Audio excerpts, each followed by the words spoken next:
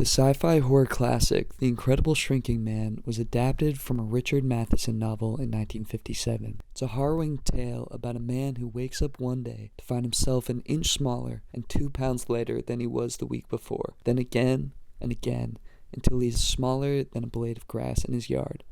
At least it's intended to be harrowing. Watching it nowadays, the emotion it draws out most from the viewer is amusement. I'd watched it in a room full of at least 50 people recently, and at the moments that were meant to be the most affecting, when the characters were at their emotional lowest, the reaction of the audience was most often laughter. The emotional disconnect between the filmmaker's original intention and the viewers, while definitely heightened by the age of the film, is primarily a result of the special effects. The Shrinking Man relies heavily on the production design and the early forced perspectives to pull off the main character's transformation. And while the cracks in the illusion have become more clear over time, the importance of pulling off this illusion is arguably the most important aspect of the film. Without the trick of watching the actor shrink throughout the runtime, there would be no conflict, no story to tell, and no reason for the viewer to stay engaged. This, at its core, is the basis for the entirety of the body horror genre. By utilizing special effects in equal parts viscerally terrifying and visually striking ways, the internal transformation of a character is made physical. I say transformation, but each and every film in the genre is instead more capable of exploring the destruction of the main characters. Scott's rapidly shrinking size dissolves his familiarity with the world around him, his relationships, and even the natural order he is accustomed to. This journey results in a spiritual awakening for him. He realizes that no matter how small and insignificant he may feel in the grand scheme of the universe, his victories are just as large. And while the thesis of The Incredible Shrinking Man is mostly a positive one, many more among the genre are much more cynical. Case in point, the two films that I think define the body horror genre, that being David Lynch's Eraserhead and Coralie Farjat's The Substance. I find the conclusions that each film draws about fatherhood, gender, and how they relate to Edward Ross's exploration of the body very interesting. A defining figure in surreal horror and filmmaking as a whole, David Lynch's first feature film, Eraserhead, largely drew from his experiences of becoming a father.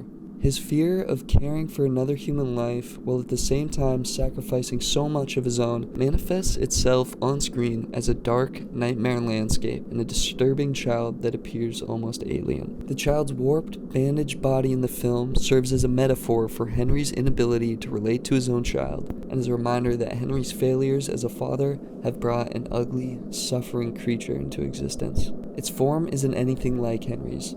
His duties as a father go only as far as keeping the child alive, and in turn, the child seems cruel and malevolent as we see it laugh at Henry's failures. Throughout the film, we see the deconstruction of Henry's psyche, the abandonment of his partner, and isolation from the people around him drive him to contemplate thoughts of suicide, personified by the girl in the radiator.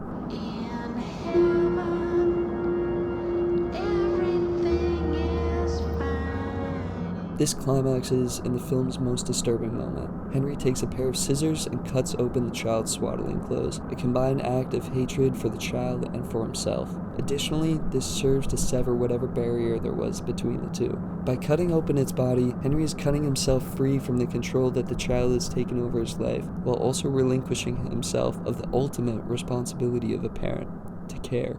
It's a pessimistic look at the fears of parental care and the constant anxieties that bringing life into a cold, isolated world such as ours feels like an evil act. The Substance was a far greater box office hit than Eraserhead, but was equally cynical in its tackling of isolationism, celebrity culture, and specifically what it means to be a woman in the public eye. The film follows the duo of Elizabeth and Sue. Elizabeth's disillusionment with the entertainment industry and her fading status as an 80s fitness star lead her to create Sue, a younger counterpart to Elizabeth. Sue serves as the personification of Elizabeth's fantasies, while her rapidly deteriorating body exemplifies the hatred that she has for her own body, stemming from the rampant misogyny and objectification of the entertainment industry. In Elizabeth's mind, her body dysmorphia is seen as the solution to societal pressures and beauty standards that are pushed onto her from shady studio executives like Harvey, and we see multiple times housing shrimp like this. I mean...